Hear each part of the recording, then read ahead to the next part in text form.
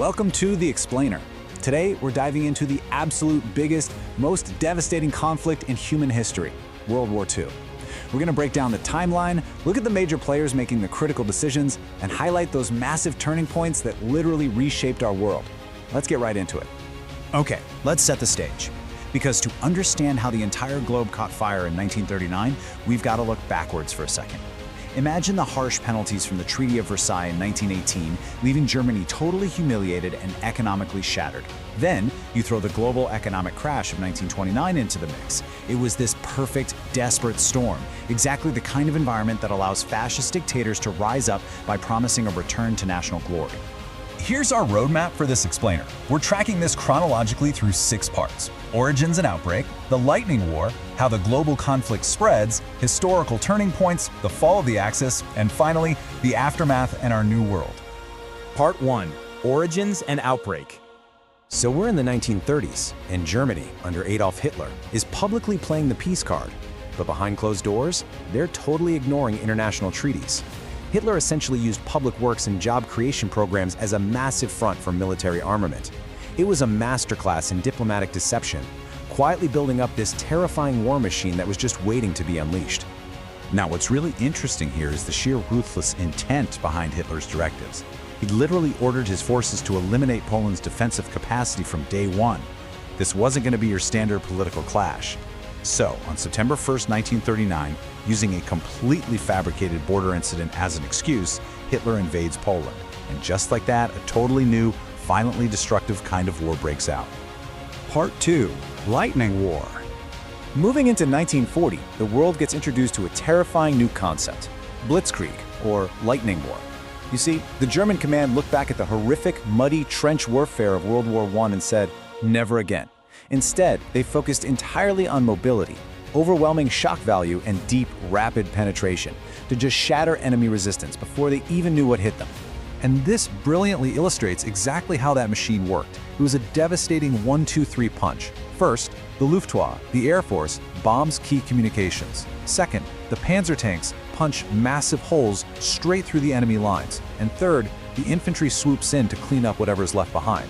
This incredibly synchronized, fast-paced doctrine absolutely crushed the Netherlands, Belgium, and France in just weeks, ultimately trapping the Allied forces against the sea at Dunkirk. But right when the Axis momentum seemed completely unstoppable, British Prime Minister Winston Churchill takes this incredibly defiant stand. He flat out refused to surrender. During the intense aerial combat of the Battle of Britain, the Royal Air Force showed such unbelievable resilience that they actually handed the German war machine its very first strategic failure. For the first time, the world saw that Hitler's forces could actually be halted. Part 3. Global conflict spreads. Now we hit the pivotal year of 1941, where some massive miscalculations turned a European crisis into a truly global firestorm. In June, driven by raw ideological ambition, Hitler launches Operation Barbarossa, a massive invasion of Joseph Stalin's Soviet Union. Then, fast forward to December, Japan launches a massive surprise attack on the US Pacific Fleet at Pearl Harbor. Suddenly, we are looking at a full-blown two-front global war. And of course, President Franklin D. Roosevelt resolutely declared December 7th a date which will live in infamy. This surprise attack was a massive turning point because it immediately dragged the United States and all of its unparalleled industrial power directly into the fight. The Axis powers were now setting the stage to face a unified global Allied force. Part 4. Historical turning points.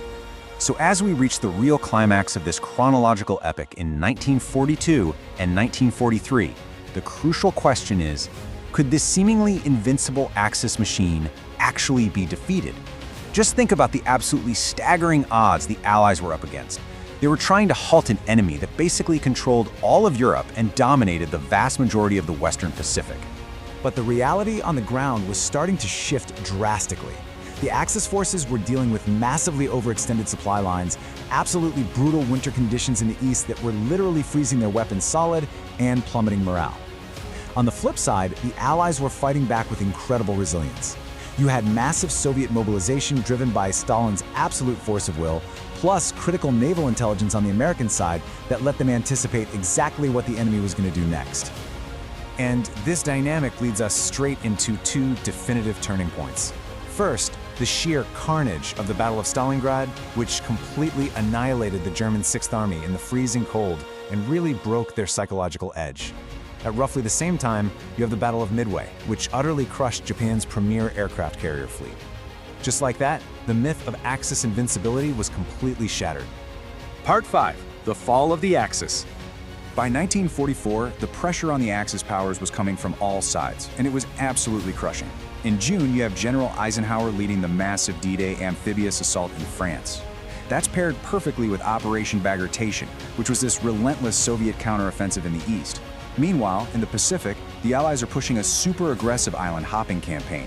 Back inside Germany, the domestic front was totally buckling, basically only kept afloat by brutal forced labor under Albert Speer's total war economy. The final days of the Third Reich in Europe were incredibly chaotic and grim.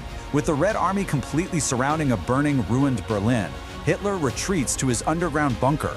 The regime that had loudly promised a 1,000-year empire was literally reduced to rubble, and it all led to Germany's unconditional surrender in May of 1945. Part 6. Aftermath and the New World.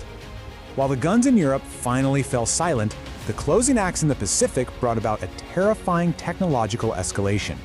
2? That's the exact number of atomic bombs dropped by the United States on the Japanese cities of Hiroshima and Nagasaki in August of 1945. It was an unprecedented, devastating release of power that forced Japan's immediate surrender, decisively bringing this global conflict to a close.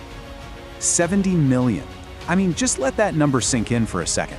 This estimated death toll easily cements World War II as humanity's darkest chapter. That staggering figure includes soldiers, but also millions upon millions of civilians. It encompasses the horrifying, systematic genocide of the Holocaust, widespread mass starvation, and the literal wiping out of countless cities across the globe. Let's move on and see how this builds the world we know today. From the ashes of all that destruction, the entire geopolitical map was essentially redrawn. The United Nations was formed with this desperate hope of preventing anything like this from ever happening again. Meanwhile, the USA and the USSR instantly emerged as these massively armed rival superpowers, completely setting the stage for the Cold War era that we still feel the impacts of today. So as we wrap up this explainer and look back at the ruins of the 20th century, we really have to ask ourselves, just how fragile is this global peace we've actually built? When you consider the staggering costs of human ambition and the sheer scale of destruction we just walked through, are we truly immune to repeating the catastrophic mistakes of our past? It's definitely something to think about. Thanks for exploring this critical history with me. Keep learning, and I'll catch you next time.